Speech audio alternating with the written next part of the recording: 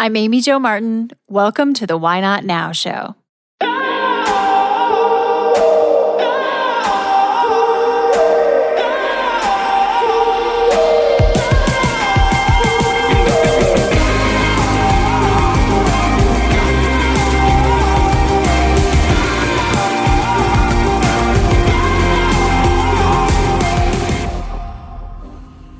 You know that thing you've been thinking about doing? Yeah, that one. Why not now? Have you ever actually taken the time to ask yourself, what's stopping me? Let's talk it through. This is your chance to give that idea the attention it deserves and take action. Each episode, I have a chat with a fascinating person, from entrepreneurs to athletes, celebrities, my parents, rocket scientists, and all walks of life. We talk through a critical time when they've asked themselves, why not now? We dissect that day or even that moment, step by step.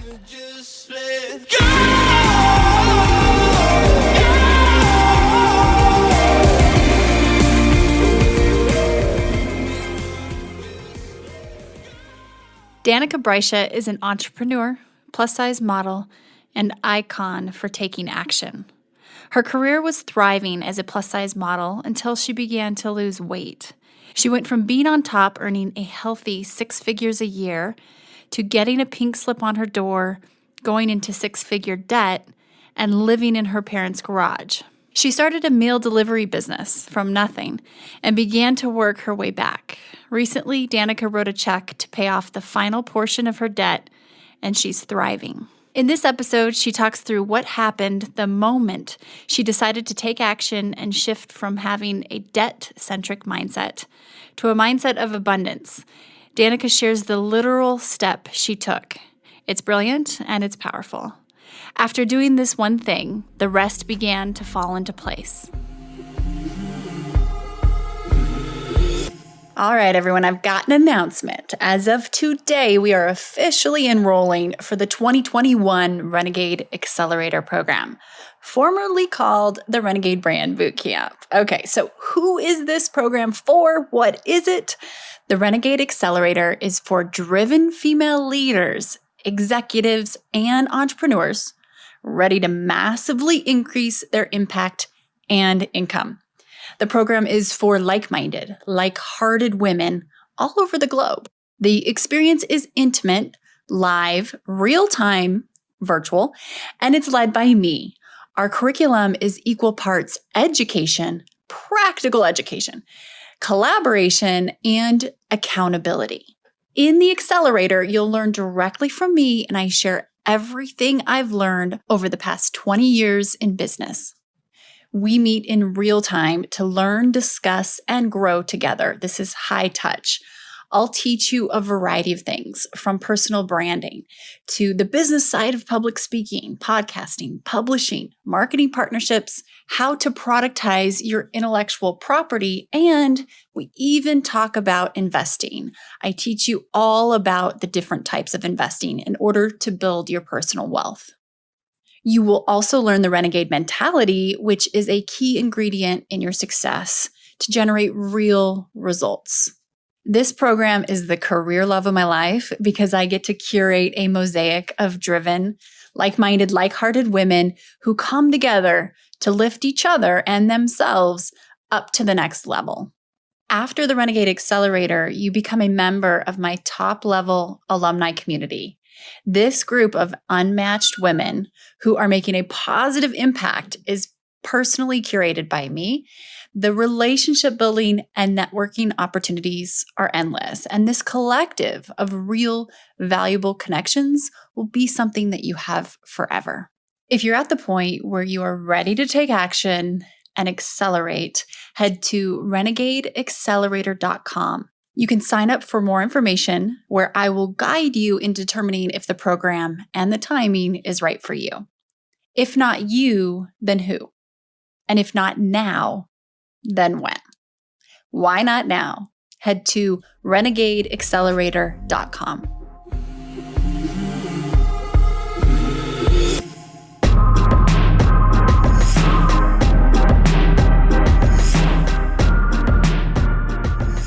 Danika, welcome to the show. How you doing today? I'm great. Thank you so much for having me. Oh, thank you for hopping on with me. This is going to be fun. And let's hop right in. Can you tell me about a time when you had a big decision to make and you asked yourself, why not now? We'll dive in and look at that day, that hour, that minute, and talk through kind of how you went from idea to action. Totally. So I actually have a few of those moments that like really in particular that really stand out to me. One was when I moved to New York City. I was a plus size model, moved to New York City, sort of expecting to continue this like incredible, I had a really successful plus size modeling career and I moved there and I kind of had this moment I remember where I thought to myself, I knew my potential, but I was like really far from living at it. I knew I could do so much more. I knew my lifestyle could be a lot healthier and I could just be doing more with my life. And I remember that moment. It was like December of 2013. I was sleeping on my brother's couch he was in Chelsea in New York. And I just decided like, I'm going to commit to this new lifestyle. And so I did something called the Whole30 that January of 2014 and changing how I ate led to a complete transformation of my entire lifestyle over that next year. So this was like this small little why not now moment, which leads me into my bigger one, which is probably when I just started to start my business. So I, own this Model Meals, which is a meal delivery business, and it came from a really interesting place. So because of this new lifestyle that I'd created, where I started eating cleaner and I was meditating and journaling and practicing healthier movement and just finding a lot more like mindful life. I was sober and just changed a lot of things. And as a result, I ended up losing a bunch of weight. And as a plus size model, there's no space for you when you're in the middle. So I ended up getting down from like a size 14 to like a size 8 and didn't have any modeling jobs anymore. I went from making six figures to nothing overnight. And so really quickly, my West Village studio apartment in New York that I found and been so excited about got really expensive. And so, eventually I was 3 months late on my rent with the pink slip on my door and committed to the fact that I needed it was really important to me to do something that I loved. And I've been sharing my health and wellness journey with people. And so I looked really quickly at like, what are people asking for? And I had this moment where I had to think, how can I make money doing what I'm already doing what I love? And so I just had a moment where I thought, hey, like I'm cooking, I'm delivering, I'm cooking, I'm making these healthy meals for me. I'm answering these people's questions. I'm hosting dinner parties. Why don't I cook these meals and deliver them to people or be a private chef for people? I had no culinary training or anything like that.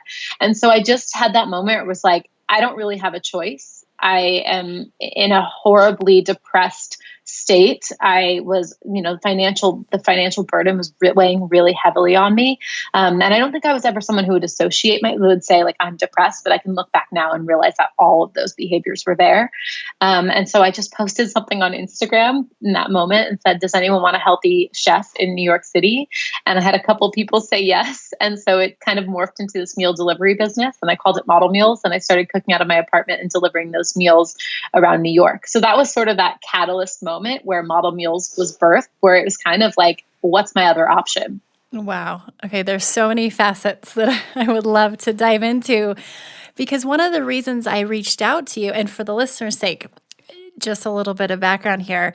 Danika and I met about a year ago at a conference or a gathering, and I instantly connected with you and just appreciated your authenticity and just genuine nature, period. And we talked not too long, but got to kind of know one another. And then fast forward, you go about your life. And then recently you posted this photo on Instagram that was a check, your last check that you had written to get out of debt, to pay off a loan, right? And so this post, it caught my attention and moved me so much that that's when I just direct messaged you on Instagram and said, will you come on the show and share this? And full circle, what you just shared is in large part, the genesis of what caused you kind of going through this whole process of, wow, you have this, you're on the top of the world with your plus size modeling,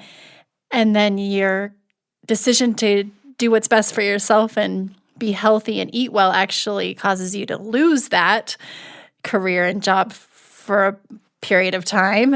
And then just this roller coaster kind of wait, you were making these good decisions for yourself, but at the same time, they were impacting such a area of your life that was doing well, that had to have felt conflicting. And there are many why not now moments threaded through this entire scenario. Absolutely. And I think that, like, I guess the most challenging thing for me is and I'm very open about my past relationship with food. I struggle with bulimia, binge eating disorder, food addiction, everything under the sun. I just come from diet culture, and never thought I was beautiful. So my mission growing up was, how can I decided when I was young, I was like, if I could just be a model, I would be happy. I would be enough. And so it became my mission for, 15 years of my life was weight loss. And so it was interesting when I finally stopped dieting and I just kind of threw in the towel. That was when I got discovered to be a plus size model, like randomly at Bank of America in LA.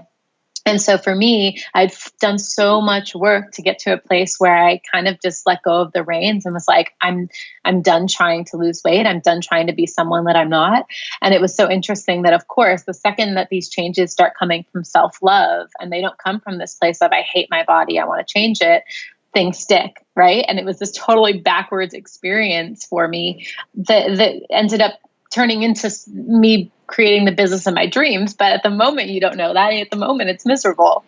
Oh, that's really interesting. So what you just said, as far as, from the outsider looking in and just kind of following your path and researching you and stuff, it appears that when you make up your mind about something, you're going. And that's the vision or the viewpoint that I have as, the third party doing the research with that lens. But what you just said is really interesting. It's not out of chip on your shoulder necessarily. You've learned that you can make that why not now decision out of knowing if it's for the right reasons, it will stick. So it's not just conviction for the sake of forcing it.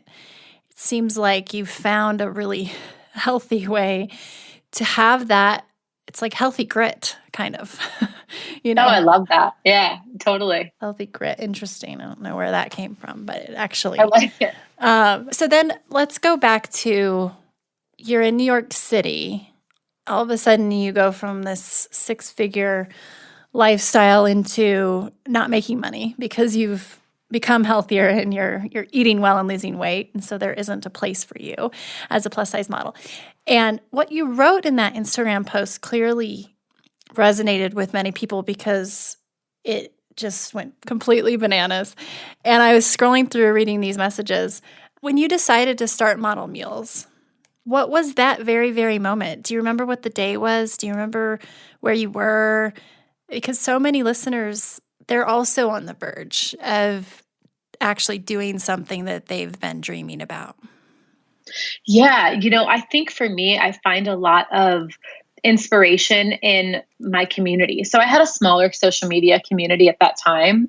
And I pay attention a lot to what people are asking of me or people are telling me about myself, and not in a negative way. Of course, if people say stupid things, I'm saying the things that they consistently are telling me. And so I love paying attention to the feedback I get from my community because it teaches me and shows me what's missing and what I need. So I think for me, I had gone out on a limb and all of a sudden I became this person, I was like that girl posting photos of my food that I swore I'd never be, but that, and recipes, and people were really responding. And I was getting so many messages, and so many people were talking about how touched they were with my story, especially with this change of food and wanting to know more.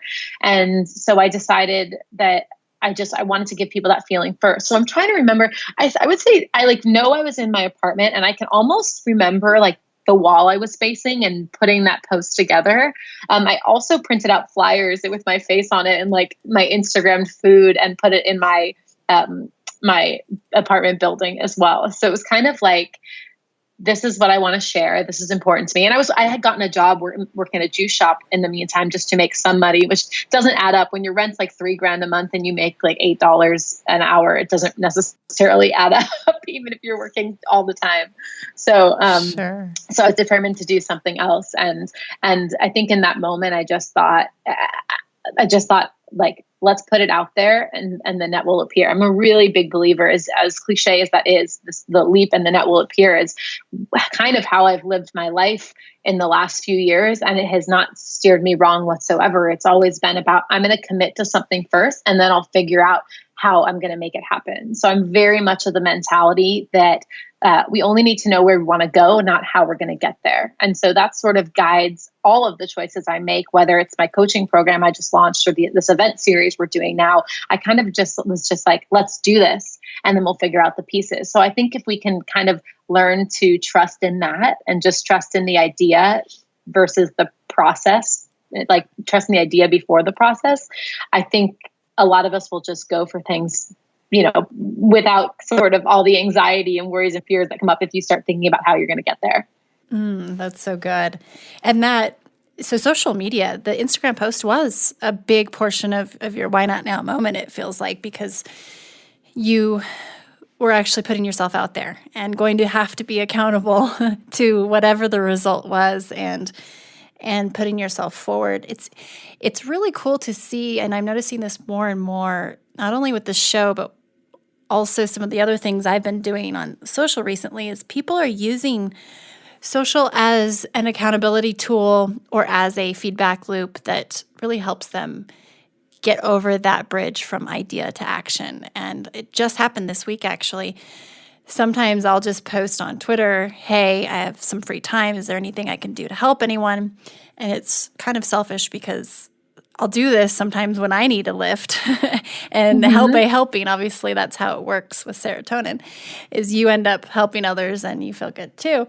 And this gentleman said, yeah, I finally got this book deal. It's a hybrid publishing book deal, but I can't afford what it costs to actually put the book into motion because you still have to pay. And this was just over Twitter, and I was like, have you thought about crowdfunding? And he said, I've thought about it, but I'm just scared. And we talked it through, a couple tweets, a couple other people hopped in. The next thing you know, the next day, he's created his Kickstarter, and he's already like 30% of the way there, and it's day 3, and he has 27 more days to go. And it just, oh my gosh, it's these little things where it's amazing how this technology gets such a bad rap for good reason at times, but that was a big portion of what helped you start your business that's now generating, some amazing revenue. And it's not just about the money, it's where your purpose, your passion, and your skill are colliding. So that intersection is the true currency. And it's really neat how you've used social media like that. Thank you. I mean, first of all, I love that story. I think that's so powerful. And I'm going to have to take that from you and offer that up to my community as well. But it really is incredibly powerful. I grew up as someone who didn't talk about my feelings, who wasn't in touch with myself, who hated the idea of being vulnerable. And it took me a lot of work, especially because I struggled with food so much. I finally learned that I was using food to shove down the things I didn't want to feel and the things I didn't want to talk about. And so when I started talking out loud to this community, which actually felt a lot less vulnerable to me to speak to thousands versus to speak one-on-one with someone. So at that point in my life, it was just kind of like, I'm just going to start sharing. I'm going to start sharing my food journey. I'm going to start sharing the financial struggles I'm having, always with a positive light, always with an optimistic tone, but this is the real stuff. And I think I found that the more I share that realness, the more people are attracted and can relate and are really engaged. So it's been beautiful. And this total, social media has been the key thing that has grown our business. Once I did model meals very small scale in New York, and then just couldn't really make enough money doing it that way to stay there. So I moved into my parents' apartment where I lived for 2 years in Southern California. So I lived there for 2 years after this whole New York experience.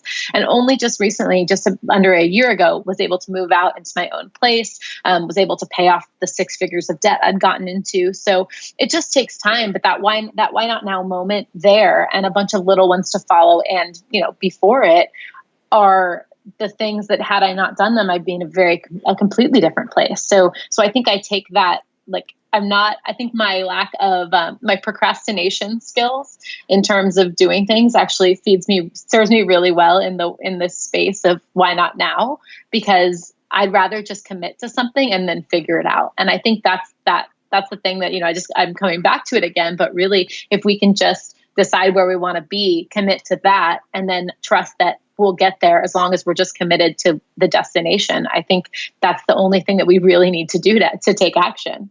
Absolutely. I've been studying this a little bit more because I used to think very linear. I used to think very linear. And it's a nonlinear strategy or a nonlinear flow that you're talking about that works, in my opinion, much better as well. And it allows us to get out of our heads a bit too and not try and get so analytical of the next steps. Absolutely. Absolutely. So props to you. And thanks for calling that out as far as looking at, for everyone listening, you might look at social media as that technique of not giving yourself an out. There's the quote, and we've heard Tony Robbins on this show talk about it. If you want to take the island, you burn your boats. What does that mean? Well, it could mean as simple as posting something and seeing what the reaction is. And then one of the other big themes is asking yourself, what's the worst thing that could happen? Like, really, is it that scary to take that first small step? So awesome. So when you look at your time and how it's being spent and just looking at everything that you're doing, your coaching, you've got your business, modeling, how do you decide where to spend your time? And do you ever feel like you're getting a point of diminishing returns, just as in terms of being pulled in different directions? And I ask because specifically, I've caught myself recently realizing that when I do this, I see 3 months later down the road, I'm doing most things half-ass, and it appears you're not. So teach us. Tell me what's up. It's so funny you asked that, because I was thinking about a lot about that today, because I am someone who commits to a lot, and I always, I deliver, but I do commit to a lot. And I'm in this sort of phase of my career where there's all these moving pieces and there's all this exciting stuff, but I need to learn to delegate a little bit better. And I think with a personal brand, that becomes a really big challenge. With Model Meals, first, the answer in short is I have incredible people on my team. Model Meals is a well-oiled machine. I'm able to really help just make decisions and kind of guide the train, but my team really executes on all the operations and stuff. So that flows. And I'm really overseeing that a lot. But with my personal coaching and my events and things, it's a little bit different. So now I'm learning how to bring on people, and it's definitely a learning experience for me. But I would say the biggest thing that has contributed to any of my successes is my self-care routine. And this is something that people seem to be really interested in. I created about 4 years ago. I started writing down what I was eating and how I felt. I was in therapy for food, trying to figure out my food freedom, and I the therapist wanted me to do this. So I was doing that for quite some time and realizing how powerful that accountability of writing things down was. So that transformed over the last few years into this thing that I call my self-care checklist. So I no longer write down my food or really anything about food, but it became this checklist that became this natural prescription for me for a good day. So on that checklist, and I use this checklist usually about 5 days a week, Monday through Friday. I get up at 5 a.m., which means I go to bed at 8, which is hard at first, but actually pays massive dividends if you can figure it out and make it work with your schedule. But what I do is I don't touch my phone, my emails, anything until I'm done with my self-care routine. So what that has done for me is that has allowed me to learn how to fill my cup first so that I have overflowing energy and a more abundant source of energy, I guess, to give to all these different projects. So am I giving 100% to any specific thing? No. The truth is I'm not, because I have a lot of different pieces happening. But when I'm in and I'm focused, I'm all in on that one thing. So that is my version of 100%. So my self-care checklist essentially in the morning it's a variety of different things, but it's writing down, my gratitude, it's affirmations, it's meditation, it's, getting enough sleep. It's making sure I have a clean space. And then I do a couple different manifestation sort of things, which I write a biography from my future every morning. So it's pretty much 5 years in the future, but it can really be any time. And I write Danika Brysha is, and I write out a whole long biography about who I am. And then underneath that, I'll write a journal entry from a day in my dream future. And so for me, it keeps my thoughts and my actions in this space of what's in the future. And so maybe that is, I would assume that that's a big piece of my ability to leap in these why not now moments because I am so clear on the big picture and all that's involved in it. So some of these why not now moments don't feel as big, I guess, to me because they seem like just a stepping stone to the big picture. So I think that's been really powerful for me as a business owner and just as a person who advocates wellness and mindfulness, and that requires a lot of shut off and a lot of quiet time. I think having that sort of self-care checklist, especially as someone who doesn't have conventional hours or a conventional schedule, has really helped me to stay grounded and centered and focused on the priorities in my life.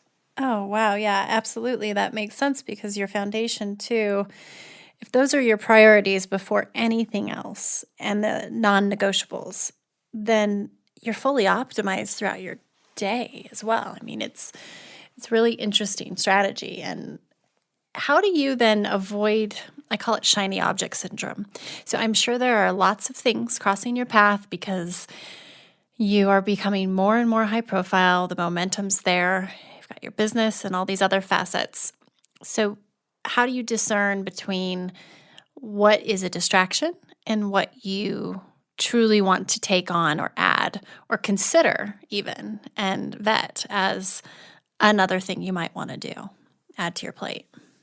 I think it probably comes back to that, what I was talking about that big picture. I know what my Okay. big picture looks like. So I guess it makes it really easy for me to decide if something fits into that or not.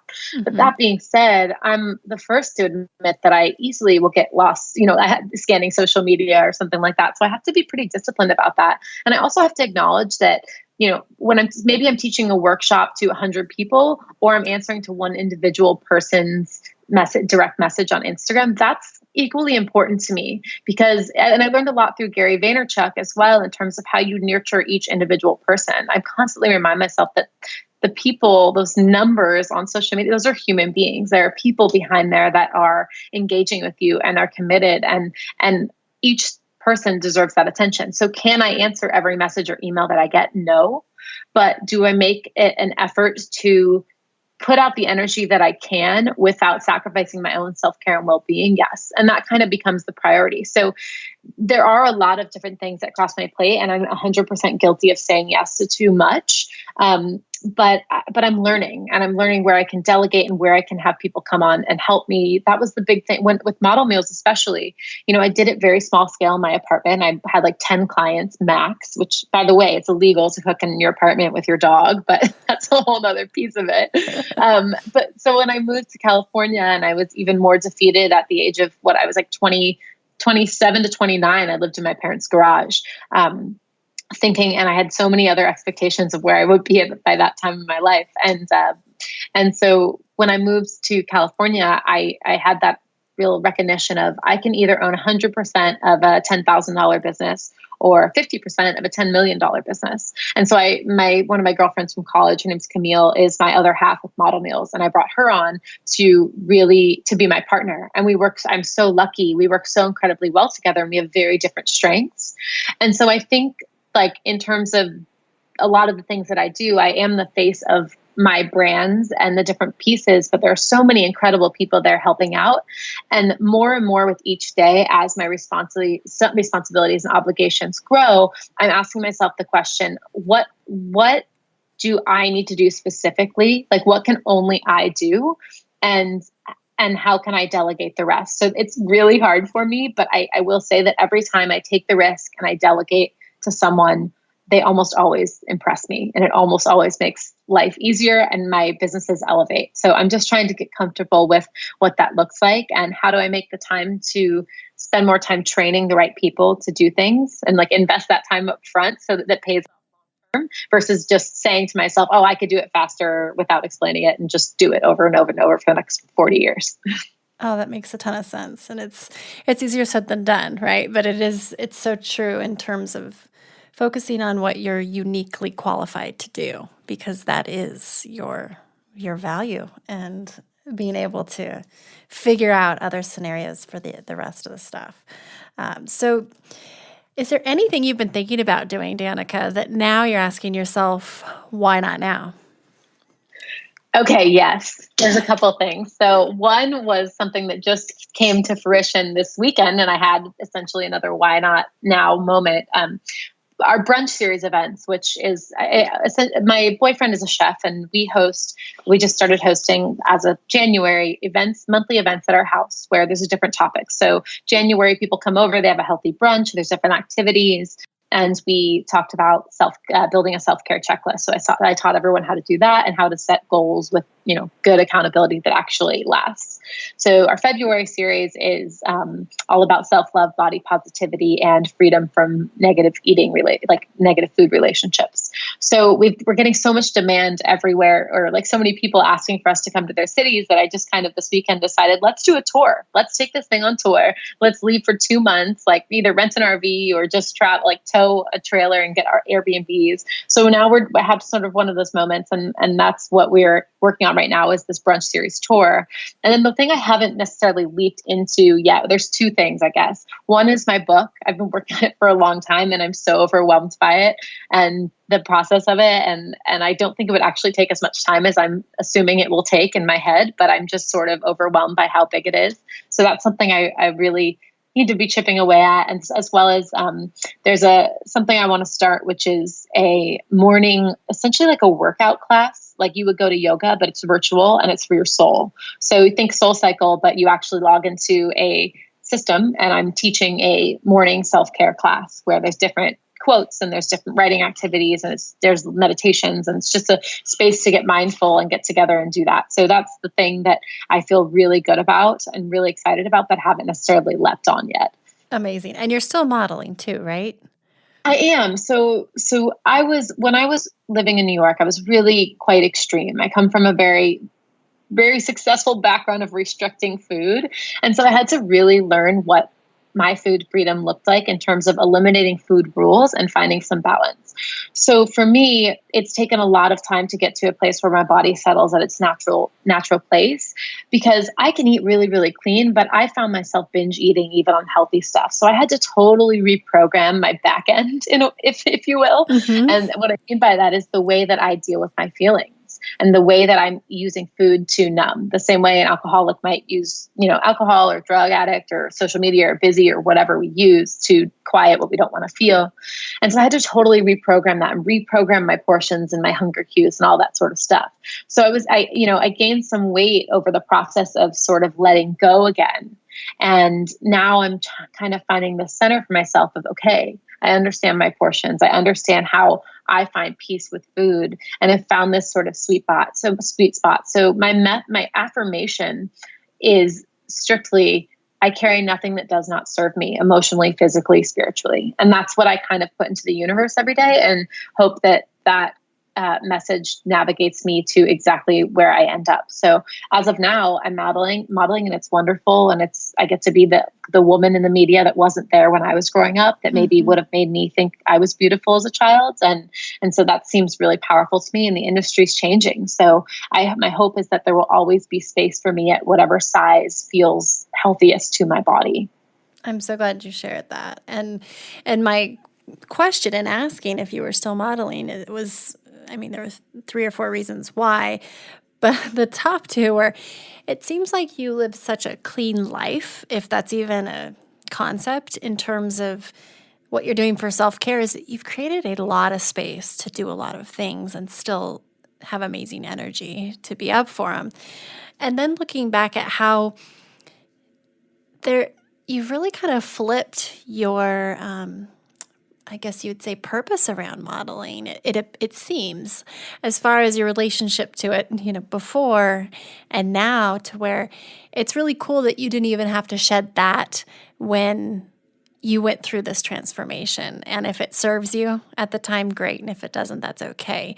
But it's not like you have a stigma toward it. And it's just the old you, and you can be the new you as you do it. And it's, as I'm hearing you talk about the book and this tour, it's all just cool how you've been able to wrap that purpose, passion, and skill into everything you're doing, and it's all interconnected and related. So in theory, you may have vehicles for how you're distributing that into the world, but it's all really the same thing, it seems. So it's neat to see that alignment in everything you're choosing to do.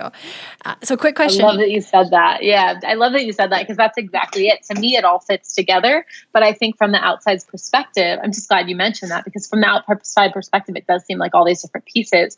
But the reason that it doesn't feel like that to me, I guess, is because, as I said, that big picture, that biography of myself that I write every morning, it all fits in perfectly to that. It's all part of that one thing. So it does feel like one thing to me. So that's very observant of you. And I'm glad you mentioned it. Oh, well, it resonated with me, and I have my notes here, and I have biography written big for myself, because as I'm constantly, kind of looking at different things that are crossing my path, it's that what a great quick way to have a filter of whether or not something should even get a second thought or not, even if it's a pretty cool looking carrot, so pretty attractive, no pun intended, but carrot pretty. So how long did it take you from going from the point of, I have this idea, I want to take the brunch series on the road, to we're doing it? And how did you make that happen? Like, can you talk us through that minute? It sounds like it was like a half a second, but for some people it would be a year. That's why I'm laughing. Yeah, it was so fast. It was, I was thinking about it, and then I was looking at RVs online, and then I was about to buy an RV online. It's like, why am I going to rent one when I could just buy one?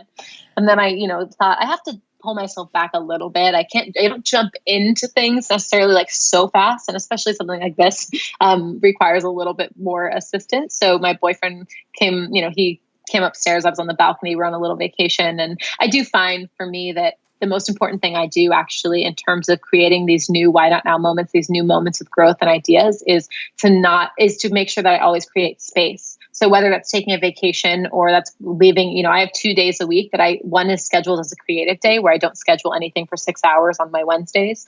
And then on Sundays, it's like an open day. So I'm scheduled so specifically that I schedule in these open spaces. So in that open space was where this idea came from. And I really just, I basically started plotting places on a map that I'd want to go and wanted to see, and saw how many stops that would be and estimated, okay, how long is this going to take?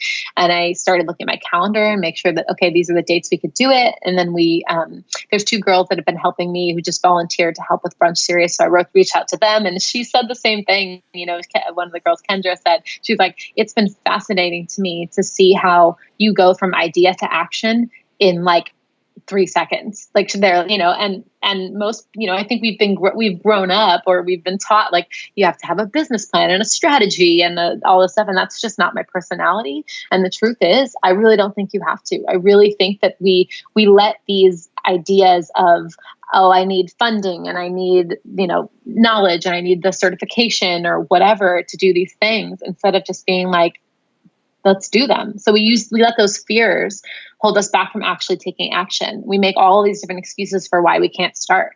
And so if I had any advice for anyone, it is the mission of what your entire podcast is, I think, is to just start now and then figure it out later. Mm-hmm.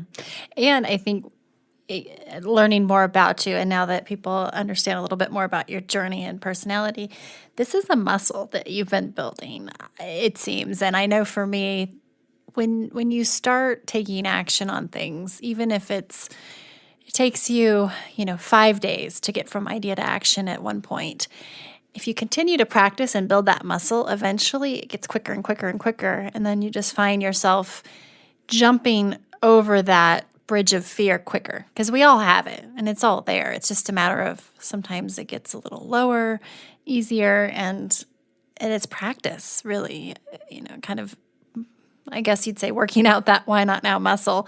Most of the people that I interview, they don't even think to themselves of what why not now moments are, because they're doing them all day, every day. And so it's funny how it becomes almost such a way of life and second nature that we don't even think. It's not like you stopped and thought, let me think this through and analyze it. And should I do the tour? And no, you just went and Googled how much does an RV cost? Which cities do I want to go to? And so it's cool though, because it is a practice that you learn and you get more and more efficient at. Yeah. And I think people can practice it daily. If it's something that doesn't come naturally or something that's really scary, I think it's something that we can practice daily, using something like, like a self-care checklist or something where you're staying accountable each day. One of my students, my coaching students, emailed me, and her thing was to do something that scares her every day.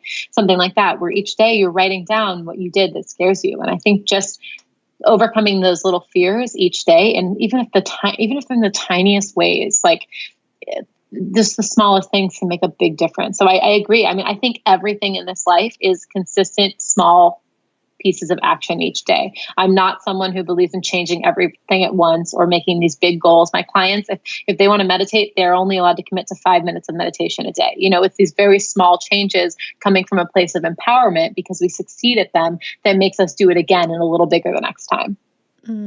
So good. So good. Okay. A few rapid fire questions for you. Are you up for it? Totally. Okay. So what keeps you up at night? My neighbor's light. They used to have this light, and then we got blackout curtains, and now I still be baby. No, but I would say probably my boyfriend and my dog, because I know that's not really the depth of this question probably, but in the real reality is my dog whines a lot, and we're both big people, and I have a queen size bed because our little cottage is very small. So, we're just kind of wrestling through that. But I would say, yeah, in terms of anything else, I guess what used to keep me up at night was this belief that maybe I was just a dreamer. Before I was really taking action on so much stuff, I think I worried a lot about, what if these visions I have for myself, what if these things that feel so certain to me never come to fruition, So that used to really keep me up at night, I think. So if people are struggling with that, I would say to just have faith and know, especially on the days where you don't feel like there's progress being made or things are going slow, that they are moving, and there is movement even in the smallest amounts. Isn't that ironic that what was keeping you up was that you were just a dreamer, and that was keeping you from dreaming, literally. Yeah. Isn't that interesting? But totally. then when you're awake, you can act upon those dreams. But you are keeping yourself awake just so you wouldn't dream. Okay, we're getting super heady here. At pirates or ninjas, who's tougher, and why? Ooh, I like pirates. I don't know. I'm just more of an ocean girl, and God, I don't know that. I'm just going to go with pirates. I don't have a really good explanation for it, other than I think I'm having a flashback to when my brother was a pirate for Halloween, and for some reason that image is coming to my head. So I'm going to go with that. Fair enough. I'm a pirate girl too. And final question: what advice would you give to your younger self? Oh gosh, probably. If I could really absorb it, if I could give it to her and absorb it, would be that I was enough exactly as I was. Because any positive change in my life has come from empowerment. It has never come and lasted from hate, like self-hatred or self-doubt or fear, So any positive change that has led to my life today has happened from a place of, I deserve to live a great life. I deserve to thrive. And I see my potential, and I need to live at it, or else I feel uncomfortable. And so if I could just tell her that and make her understand that she is enough exactly as she is, and to just be her authentic self, stop trying to be someone she isn't. The more you tune into your authentic, who you are without any buffers, the better. And I guess the second thing would probably be that all of our answers are inside of us. It took me quite some time, most of my life, to realize this. But when I started meditating and getting quiet and got sober, and I really started being able to listen to those little whispers inside of myself, that was my compass on how to live my life and what to say yes to and what to say no to, and just getting clarity on the big picture. So I think people are seeking answers outside of themselves so often, when what they really need to seek is inspiration, maybe outside of themselves, but they need to create time to go inward and listen. Yeah, I really appreciate you sharing that, and it really resonates with me too. I was asked the question a couple of years ago, what advice would you give to your younger self? And I said, I'm enough.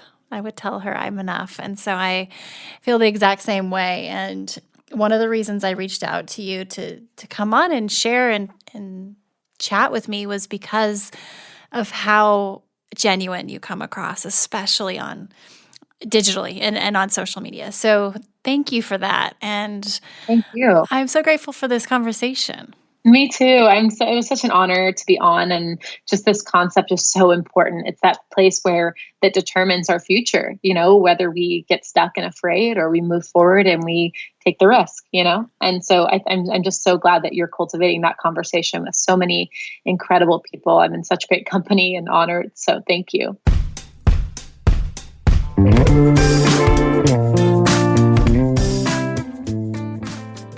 Hey everyone, thanks for listening to the show. Hit me up on social media to let me know what you think. I'm at Amy Jo Martin on Twitter, Facebook, Instagram, and LinkedIn. And I want to hear your Why Not Now moments so I can share them on the show. Just send me a note to whynotnow@amyjomartin.com. For show notes and other offers, you can visit amyjomartin.com/whynotnow. And while you're there, don't forget to sign up for my email newsletter for exclusive content and announcements. A big thanks to Rock Salt Music for all of the tunes by the talented John Coggins. And of course, a hat tip to Richard Brewer for editing and producing the show. I'll see you next time. And until then, why not now?